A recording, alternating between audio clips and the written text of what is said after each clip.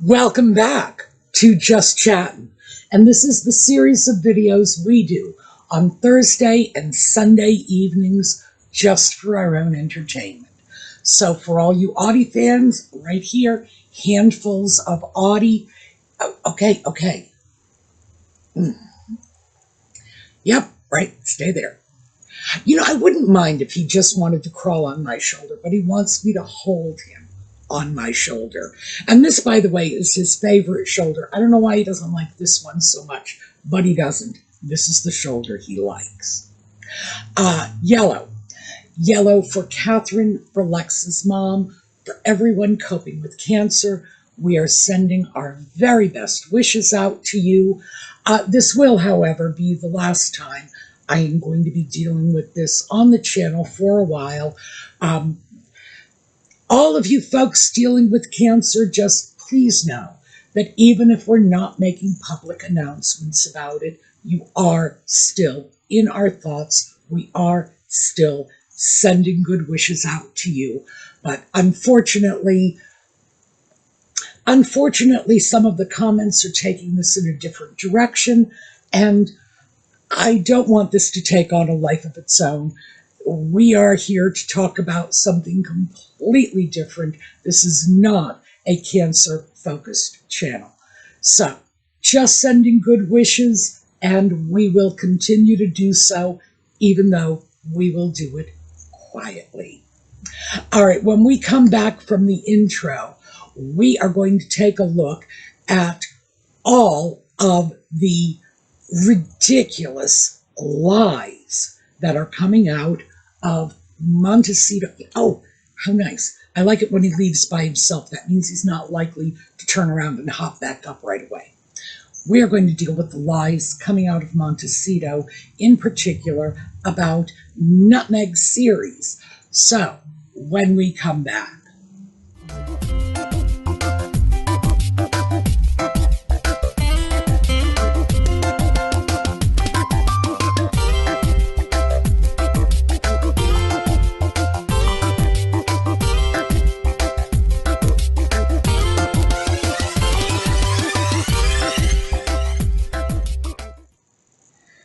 So let's get started with one of the big news, in air quotes, stories that has been making the rounds lately. And that is that Nutmeg's awful television series has been renewed. No, it has not. I've got two articles in the video notes. As you know, I always give you the information. If I talk about it on the channel and I'm telling you I got it from a source, the source will be in the video notes. In this case, my sources are the BBC and AP. For those of you who don't know, AP is Associated Press. This is probably the most credible news agency in the Western world. Both publications tell exactly the same story, that when the first 8 episodes dropped, they had another 8 episodes in the bag. So no, it has not been renewed. What they are planning to show in the fall is simply a continuation of this season. So yeah, they can call it the second season if they want to. They can say it's been renewed, but that's not how renewal works.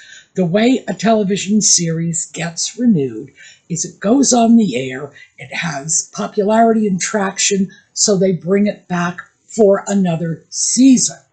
That's what renewing is. This is not renewing. This is having 2 seasons, if you want to call it that. It's only 8 episodes for the first one. I don't know how many for the second, but it's having, in effect, something less than a standard run of a season, which, keep in mind, on regular network television is somewhere in the range of 24 episodes. So maybe they did 16 of these, I don't know. But they did them all. They released half of them. And now they're saying they're going to release the other half. Does that mean it was renewed? No, certainly not in any sense that means anything to those of us who are familiar with the traditional way in which a television series is aired, renewed, and then filming starts up for the next season. Nope, this is just a question of they have taken somewhat more than the original 8 episodes and decided to split them in 2 batches. I don't know why they are doing this. My suspicion, and again, my opinion, this is not from the articles, my opinion is that Netflix was probably expecting a lot of negative press with the first drop, the 8 episodes that were dropped last week, and figured they could benefit from whatever legitimate feedback they could get, make improvements, and maybe try to pull something out of this. Does it mean it has been renewed? No. It is a complete misuse of that term. So for those of you who are sitting back saying, this show was awful. Oh, right here. That was me too. This show was awful. How could anybody possibly renew it? No. The folks at Netflix have not completely lost their minds. They already had this alleged second season, which frankly was only one half of the first season. They already had it in the bag. It does, however, answer a question that had come up in my mind. The last time we spoke about this, I think I told you that, in my opinion, they could have easily cut 15 minutes out of each one of those episodes, and no one ever would have known the difference. Now I'm starting to see why. It is because, obviously, the first insanely boring 8 episodes were fluffed out with a lot of material so that they could turn 8 episodes worth of dubious content into 16 and then release them in a second batch. Wow, I'm talking about spin doctoring, but that's what we have. So for those of you who are wondering, like I say, did Netflix lose their minds? No, but who knows? This could be the start of some new television marketing trend. But in fact, the entire show was already filmed before the first 8 episodes were released. So there you go. I just wanted to clarify that, and that information is in the 2 articles saying, by the way, that the show was renewed. When you read them through, you can see that's not what happened. They simply held back half the first season. So let's move on to another entertaining little bit of misinformation. Nutmeg, in the episode of With Love Nutmeg? No, With Love Meghan. I knew I'd get it right. With Love Meghan, episode 2, with Mindy Kaling. Nutmeg rather conspicuously, and in my opinion rather rudely, called Mindy Kaling out for referring to her as Meghan Markle and said, no, it's Sussex now. Well, we have some clapback on that. And this was in an article in Town and Country magazine. I'm going to give you the excerpt from the article so that you can see it in context. Again, it's in the video notes. And this is from a very credible and reliable source, a cousin of the King of England, whose name also happens to be Mountbatten. So here you go.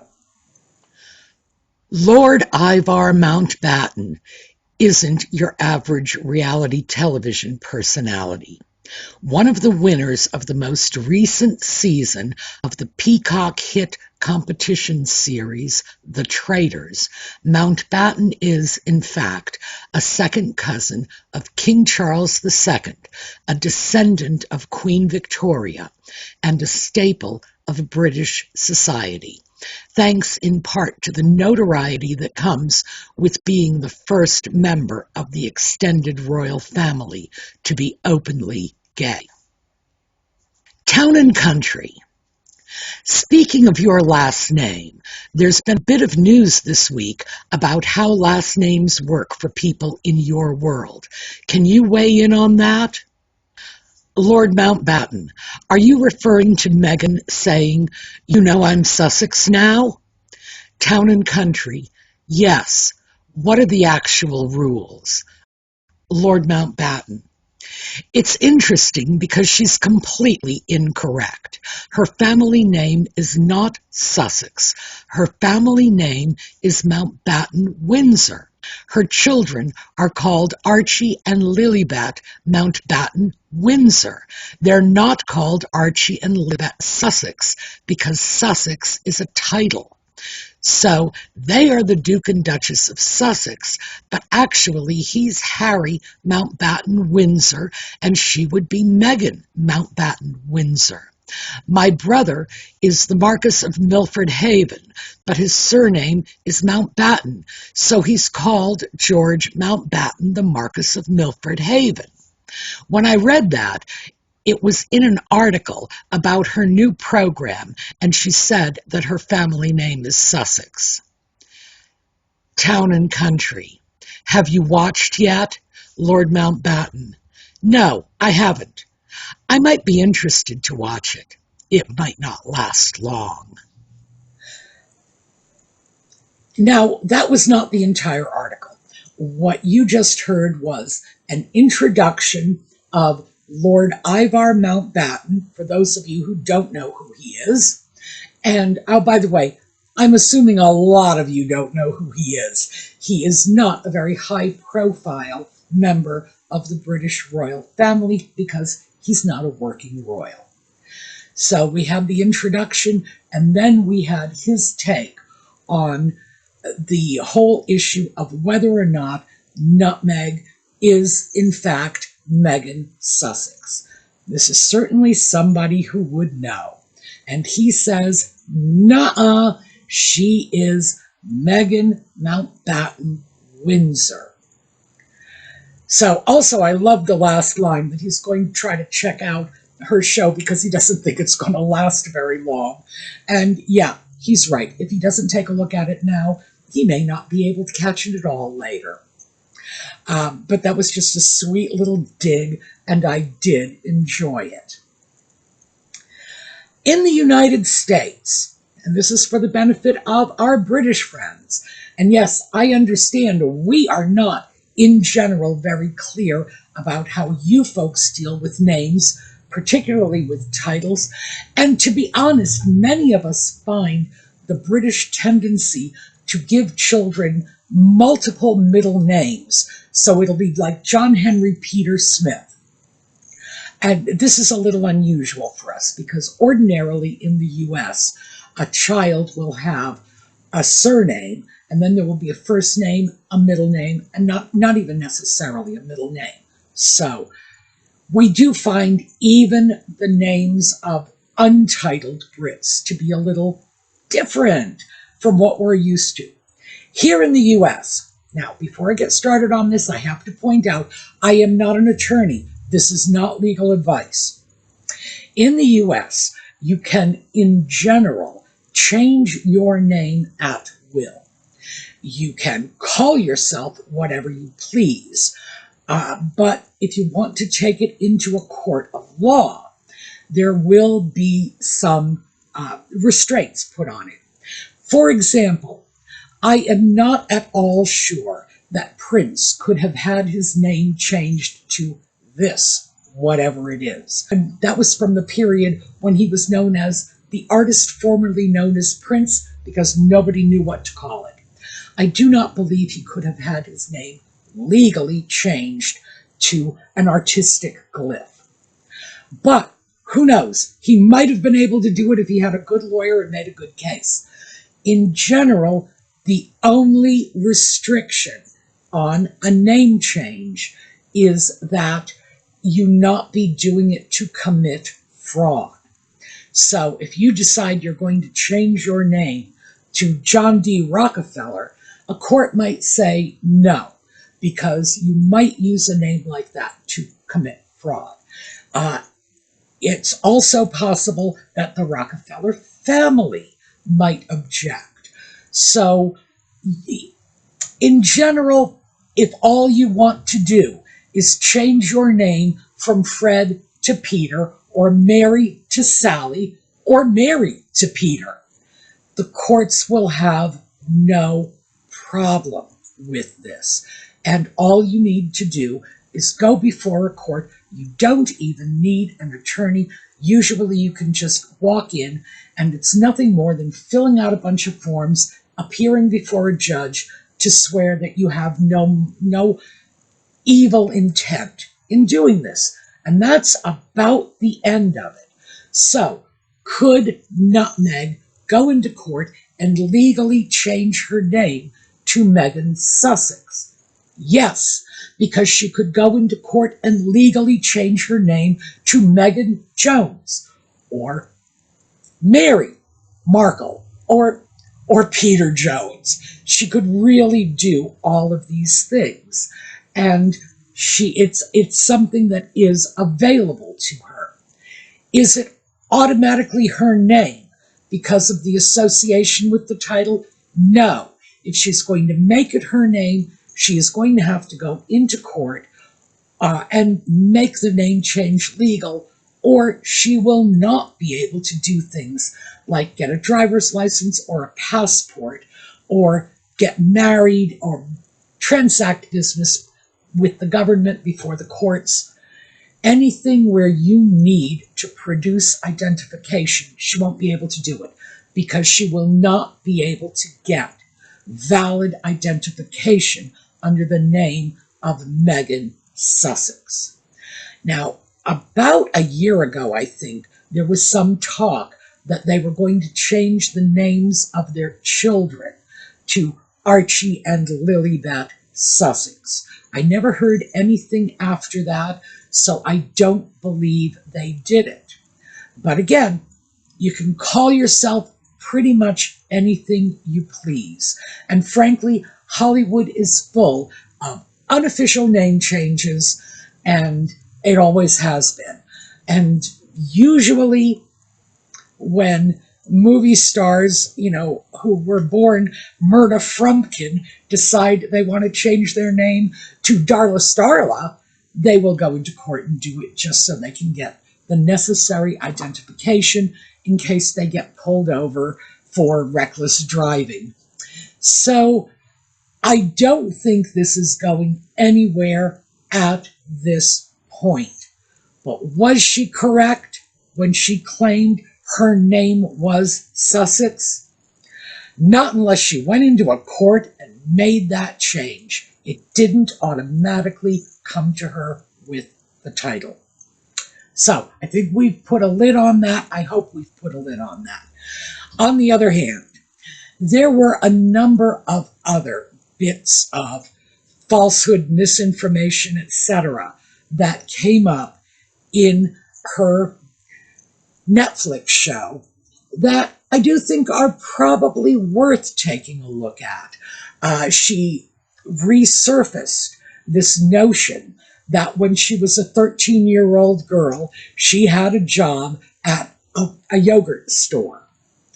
Well, for the benefit of our overseas friends, and I don't need to tell our U.S. friends this, you don't get to work in food service at 13. You can, with special permission, work as early as 15 and a half, but you need special permission. In other words, you need a waiver. They're generally called working papers, but it's a waiver of the minimum employment limit, and they will only do that by about 6 months. So 15 and a half, you can probably get a job in food service if you get the necessary paperwork in advance. Can you hire a 13-year-old child to work in your yogurt shop legally? No, you cannot. Furthermore, Nutmeg's father had said very emphatically that she did not work, period. So, yes, we have Nutmeg doubling down on that story yet again, even though I thought that, well, common sense alone, as we in the U.S. know, 13-year-old children can't work in food service. But I would have thought, again, having heard her father's take on it, that it would have been put to bed a while ago. Apparently not. Another interesting little tidbit that came up in the show was when Nutmeg was explaining that she had grown up on junk food. You know, nothing but Taco Bell and Popeyes and whatever. I don't recall the exact fast food franchises she cited, which is in direct contrast to her repeated claims, not just in the TIG, but also in interviews. I believe her interview with Elle magazine, she cited this as well, and she has done so repeatedly on television interviews, that when she was young, she was eating farm fresh produce, farm to table, as she called it. They would go down and shop at farmers markets, and that was how she got her nutrition. Okay, so we have another contradiction. One of them is a lie, because you cannot be growing up on farm-to-table produce and growing up on fast food from Burger King at the same time. Mutually exclusive. So I guess this is a pick your poison. Decide which one is the lie. And another one, and this one was interesting, when she was speaking with Delphine Figueres about her Argentine accent. I'm going to play that clip for you. It's short, and I've actually even, broken it up to shorten it even more. So here you go. So what's so funny is I remember when we first met and you're like, wait a minute, you speak Argentinian Spanish? When you started speaking Spanish and I recognized the Argentinian, I was like, I was thrown away because I didn't know that I had lived there. Yeah. So she was claiming she lived in Argentina. She did not live in Argentina. She spent a few weeks in Argentina in college in the summer as part of an internship that was secured for her by her Uncle Mike. That was the guy who passed away without, Nutmeg did not even show up for his funeral. And he had been saying for months prior to that he would have liked to have seen her again. Yes, the guy who got her this internship, pulling strings and calling in favors, because Uncle Mike worked for the State Department. Yep, she just markled him as soon as she was done with him. The internship, again, we're looking at a maximum of 6 weeks. However, her sister Samantha said she came back early, and I believe Tom Bauer also made a reference to that in his book, that she had come back early from that internship. So it was probably somewhat less than 6 weeks. Frankly, it was nothing more than a rather extended vacation. Also, in the Craig Ferguson interview, and this traces back to her days at Suits, he asked her if she spoke Spanish when she was, chatting on about that internship, because, she milks that for all it's worth. And she said, no, not at that time. So, no, she did not learn her Spanish in Argentina, at least not according to what she said to Craig Ferguson. No, she did not live in Argentina. She spent a few weeks there. And I don't know how long that period of time was. As I say, I believe it was Samantha who first said she had to return early, and then Tom Bauer got into some of the details about her early return from Argentina. So it was a period of time consisting of somewhat less than 6 weeks, and again, didn't speak Spanish at that time. So, no, we're doubling down on old lies, and these are old lies that are readily available. By the way, I'm going to put a link to the Craig Ferguson interview in the video notes. You can see for yourself. She said she did not speak Spanish when she was in Argentina. So clearly, she did not learn her Spanish in Argentina. And frankly, the show was full of Nutmeg posturing, Nutmeg talking about herself, Nutmeg basically bragging about all of the things that she's done and the places she's been and the food that she's cooking and her family and how important they are to her. And, I don't even know what to tell you beyond that. But I had promised you that I was going to start analyzing each of the episodes, but I'm not going to do that, mostly because we had a lot of other YouTubers come out subsequently and say they were going to do it. I'm perfectly willing to leave that to them. I already sat through 4.5 some hours of this, so I'm delighted if somebody else wants to take that burden off my back. Thank you.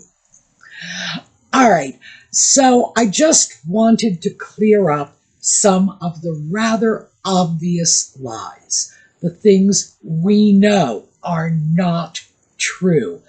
But there's a caveat here. Whenever Nutmeg has a microphone, if you let her ramble on long enough, she is going to fall into either old lies that have served her well or new lies that she hopes will serve her well in the future. So that is what I have for you today. I'm hoping to see you all next time, and that'll be Thursday evening. We're going to take a look at a slideshow on the way out, and in the meanwhile, have a terrific day.